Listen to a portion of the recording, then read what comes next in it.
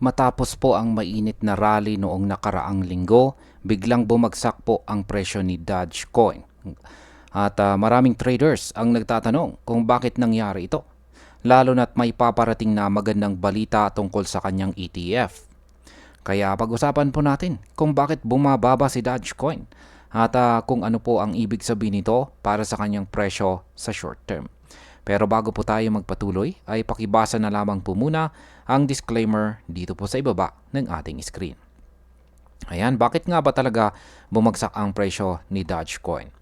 Nitong nakarang Lunes, si Dogecoin po ay bumaba ng halos 4.4% sa loob lamang ng 24 oras. Hindi lamang po si Dogecoin ang bumaba dahil bumagsak din si Bitcoin sa 0.4% at si Ethereum ay bumagsak naman ng 2.2%. Ibig sabihin nito ay may kasama pong market-wide pullback at hindi lamang po si Dogecoin ang apektado. Ang pagbaba ay maaring nagmula sa profit-taking ng mga traders matapos ang mabilis na pag-akyat nitong nakaraang linggo. Ang epekto po nito sa market ay pansamantalang pagbaba ng presyo habang naghihintay ng bagong buying pressure. Ano nga ba ang epekto ng buy the rumor, sell the news? Ang isa pang dahilan ng pagbaba ni Dogecoin ay ang tinatawag po na buy the rumor, sell the news. Ayan. Nitong nakarang linggo, tumaas po si Dogecoin dahil sa balitang magkakaroon ng Dogecoin ETF. Maraming bumili dahil po sa excitement.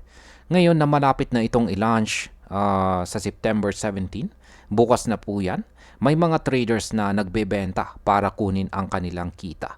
Ang ganitong galaw ay normal po sa market at maaaring magdulot ng short-term pullback.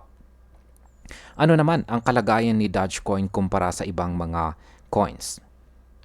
Kahit bumagsak po siya, si Dogecoin ay nananatiling best performing coin sa top 10 cryptocurrencies nitong nakaraang 7 days dahil tumaas po siya ng 11.5%.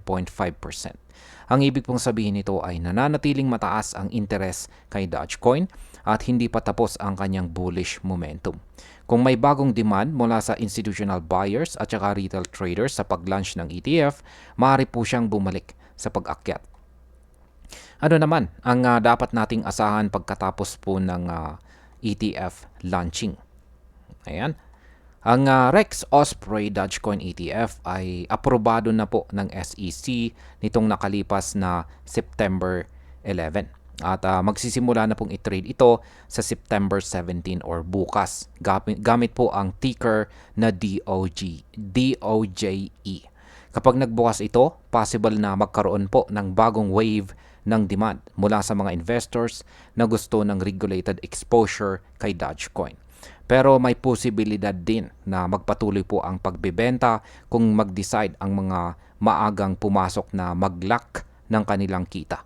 Ito po ang dahilan kung bakit maaaring maging volatile ang presyo sa mga susunod na araw. At yan bilang panghuli, ang opinion ko naman tungkol dito ay ang pagbagsak ni Dogecoin ngayon ay hindi sinyales ng long-term weakness. Normal lang ang profit taking, lalo na matapos ang malakas na rally. Ang mas mahalaga ay may paparating po na ETF launch na maaari pong magbigay ng bagong demand.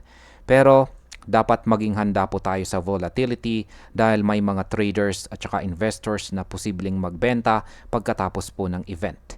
Kung ikaw po ay long-term believer dito ni Dogecoin, maaring makita po natin ito bilang pagkakataon para bumili sa mas mababang presyo. Hanggang dito na lamang po tayo sa video na ito. Maraming salamat sa panonood.